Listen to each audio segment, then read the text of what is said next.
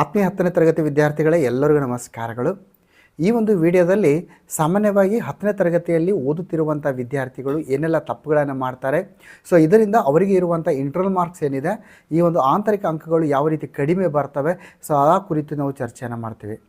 So ಆತ್ಮೀಯ ವಿದ್ಯಾರ್ಥಿಗಳೇ, language 1 ಅಂತ ಬಂದಾಗ 25 ಅಂಕಗಳಿರ್ತವೆ. ಲ್ಯಾಂಗ್ವೇಜ್ 2 ಮತ್ತು ಲ್ಯಾಂಗ್ವೇಜ್ 3ನಲ್ಲಿ 20 ಅಂಕ. ಇನ್ನು ಕೋರ್ ಸಬ್ಜೆಕ್ಟ್ ಅಂತ ಬಂದಾಗ ಸೋಷಿಯಲ್ ಸೈನ್ಸು, ಮ್ಯಾಥಮೆಟಿಕ್ಸ್. ಸೊ ಪ್ರತಿಯೊಂದು ವಿಷಯಕ್ಕೆ, ಪ್ರತಿಯೊಂದು ಸಬ್ಜೆಕ್ಟ್ಗೆ ನಿಮಗೆ 20 ಇಂಟರ್ನಲ್ ಮಾರ್ಕ್ಸ್ ಇರ್ತದೆ. ಸೊ ಆತ್ಮೀಯ ವಿದ್ಯಾರ್ಥಿಗಳೇ, ಈ ಒಂದು ಇಂಟರ್ನಲ್ ಮಾರ್ಕ್ಸ್ 20 ಯಾವ ರೀತಿ ದೊರೀತದೆ? ಸೊ ಈ ಒಂದು ಇಂಟರ್ನಲ್ ಮಾರ್ಕ್ಸನ್ನು ವೆರಿಫೈ ಮಾಡಲಿಕ್ಕೆ 3 ಮೆನ್ ಕಮಿಟಿ, 3 ಸದಸ್ಯರ ಒಂದು ಕಮಿಟಿ, ಒಂದು ಸಮಿತಿ ನಿಮ್ಮ ಶಾಲೆಗೆ ಭೇಟಿ ನೀಡುತ್ತೆ. ಸೊ ಆತ್ಮೀಯ ವಿದ್ಯಾರ್ಥಿಗಳು, ತಾವು ಇಲ್ಲಿ ಗಮನಿಸಬೇಕು, ನಿಮ್ಮ ಶಾಲೆಗೆ ಬಂದಿರುವಂಥ 3 ಮೆನ್ ಕಮಿಟಿ ಏನಿರುತ್ತೆ, 3 ಸದಸ್ಯರನ್ನು ಒಳಗೊಂಡಿರುವಂಥ ಒಂದು ಸಮಿತಿ ನಿಮ್ಮ ಶಾಲೆಗೆ ಭೇಟಿ ನೀಡಿ ಏನು 20 ಅಂಕಗಳ ಒಂದು ಆಂತರಿಕ ಅಂಕಗಳನ್ನು ನಿಮಗೆ ಕೊಡಬೇಕಾಗಿದೆ. 25 ಲ್ಯಾಂಗ್ವೇಜ್ ಫಸ್ಟ್ಗೆ ಸಂಬಂಧಿಸಿದಂತೆ. ಸೊ ಈ ಇಂಟರ್ನಲ್ ಮಾರ್ಕ್ಸನ್ನು ಕೊಡಬೇಕಾದಾಗ ನೀವು ಒಂದಿಷ್ಟು ಅಸೈನ್ಮೆಂಟ್ಸ್ಗಳನ್ನು ಮಾಡಬೇಕಾಗತ್ತೆ, ಅಚೀವ್ಮೆಂಟ್ ಟೆಸ್ಟ್ ಅಥವಾ ಸಾಧನ ಪರೀಕ್ಷೆಗಳನ್ನು ಬರೀಬೇಕಾಗತ್ತೆ. ಸೊ ಅವುಗಳನ್ನು ಟೋಟಲ್ ಮಾಡಿದಾಗ ನಿಮಗೆ ಈ ಒಂದು ಇಂಟರ್ನಲ್ ಮಾರ್ಕ್ಸ್ ಸಿಗ್ತದೆ. ಸೊ ನೀವು ಎಷ್ಟು ಇಂಟರ್ನಲ್ ಮಾರ್ಕ್ಸನ್ನು ಪಡೆದಿದ್ದೀರಿ, ಸೊ ಅದನ್ನು ವೆರಿಫೈ ಮಾಡಲಿಕ್ಕೆ ನಿಮ್ಮ ಶಾಲೆಗೆ 3 ಸದಸ್ಯರ ಒಂದು ಸಮಿತಿ, 3 ಮೆನ್ ಕಮಿಟಿ ನಿಮ್ಮ ಶಾಲೆಗೆ ವಿಸಿಟನ್ನು ಮಾಡುತ್ತೆ.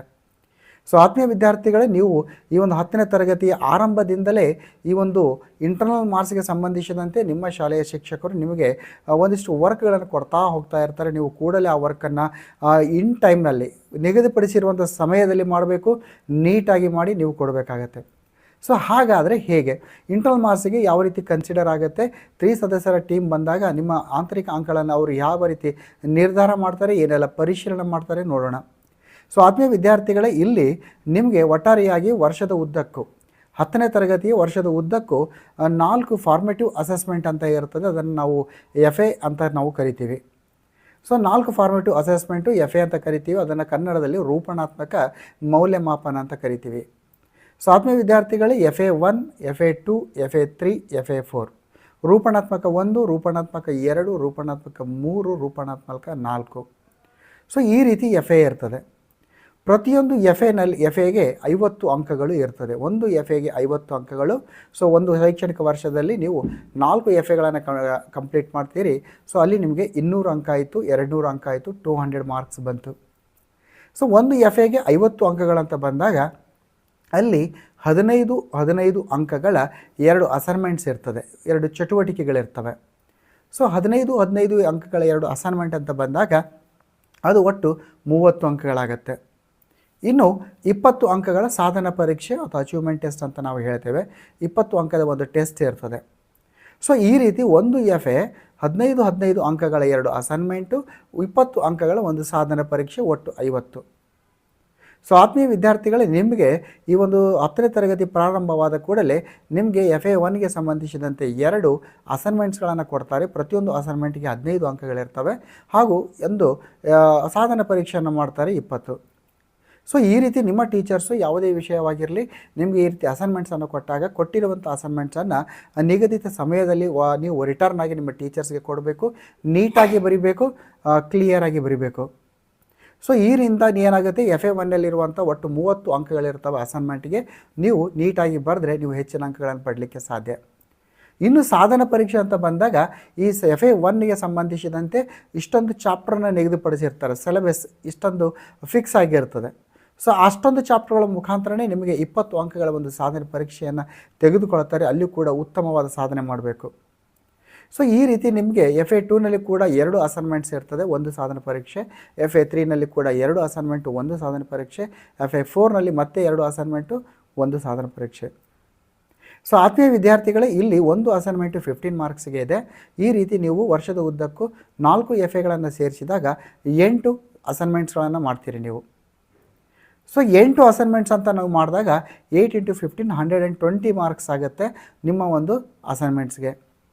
ವಿದ್ಯಾರ್ಥಿಗಳೇ ಗಮನಿಸಬೇಕು, ನಿಮ್ಮ ಎಲ್ಲ ವಿಷಯಗಳ ಶಿಕ್ಷಕರು ನಿಮಗೆ ಅಸೈನ್ಮೆಂಟ್ಸ್ಗಳನ್ನು ಕೊಟ್ಟಾಗ ಪ್ರತಿಯೊಂದು ಅಸೈನ್ಮೆಂಟನ್ನು ನೀಟಾಗಿ ಕಂಪ್ಲೀಟ್ ಮಾಡಿ ಇನ್ ಟೈಮ್ನಲ್ಲಿ ಕೊಡಬೇಕು. ಯಾಕಂದರೆ ನಿಮಗೆ ಇಂಟರ್ನಲ್ ಮಾರ್ಕ್ಸನ್ನು ಕೊಡಬೇಕಾದಾಗ ನಿಮ್ಮ ಶಾಲೆಗೆ 3 ಸದಸ್ಯರ ಒಂದು ಸಮಿತಿ, 3 ಮೆನ್ ಕಮಿಟಿ ಬಂದು ನೀವು ಮಾಡಿರುವಂಥ ಪ್ರತಿಯೊಂದು ಅಸೈನ್ಮೆಂಟ್ಸ್ಗಳನ್ನು ಪರಿಶೀಲನೆ ಮಾಡುತ್ತೆ. ಹಾಗೂ ಅದಕ್ಕೆ ಎಷ್ಟು ಅಂಕಗಳನ್ನು ನಿಮ್ಮ ಶಿಕ್ಷಕರು ಕೊಟ್ಟಿರ್ತಾರೆ ಅದನ್ನು ಒಂದು ಸಲ ಪರಿಶೀಲನೆ ಮಾಡ್ತದೆ.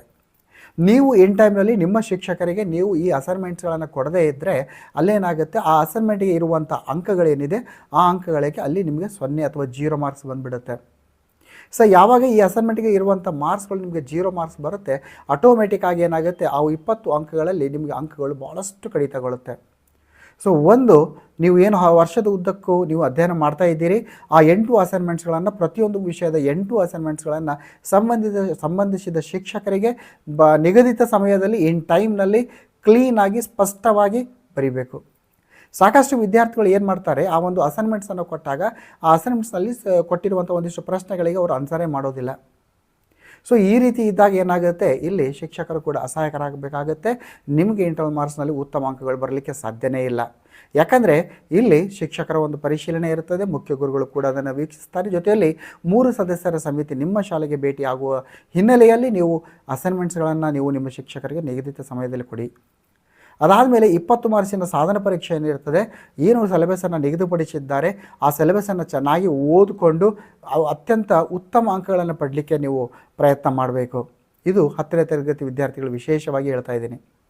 ಇನ್ನು ಈ ಇಂಟರ್ನಲ್ ಮಾರ್ಕ್ಸನ್ನು ನೀವು 20 ಅಂಕಕ್ಕೆ ಇಂಟರ್ನಲ್ ಮಾರ್ಕ್ಸನ್ನು ನಿಮ್ಮ ಶಾಲೆಯ ಶಿಕ್ಷಕರು SSLC ಬೋರ್ಡಿನ ವೆಬ್ಸೈಟ್ನಲ್ಲಿ ಎಂಟರ್ ಮಾಡಬೇಕಾಗತ್ತೆ.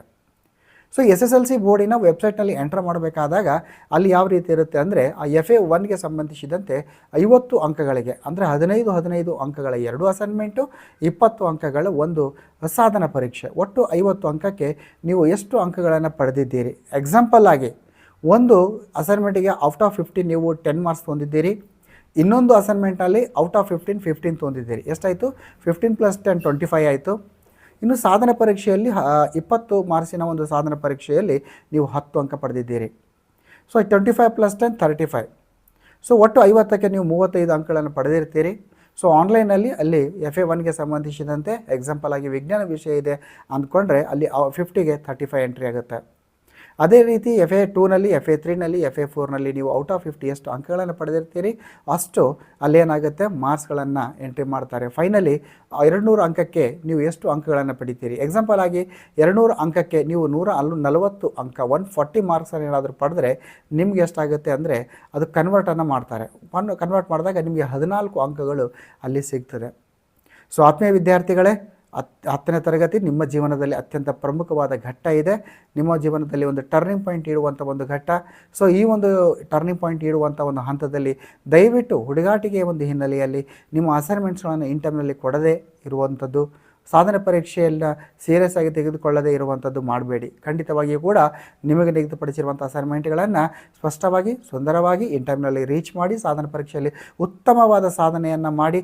ಆಗ ನಿಮಗೆ 20ಕ್ಕೆ 20 ಅಂಕಗಳು ಕೂಡ ಬರುವಂಥ ಸಾಧ್ಯತೆ ಇರ್ತದೆ. ಜೊತೆಲಿ ಲ್ಯಾಂಗ್ವೇಜ್ನಲ್ಲಿ 25ಕ್ಕೆ 25 ಅಂಕಗಳನ್ನು ತೆಗೆದುಕೊಂಡು ನೀವು ಔಟ್ ಆಫ್ ಔಟ್ ಸ್ಕೋರನ್ನು ಕೂಡ ಮಾಡ್ಬೋದು.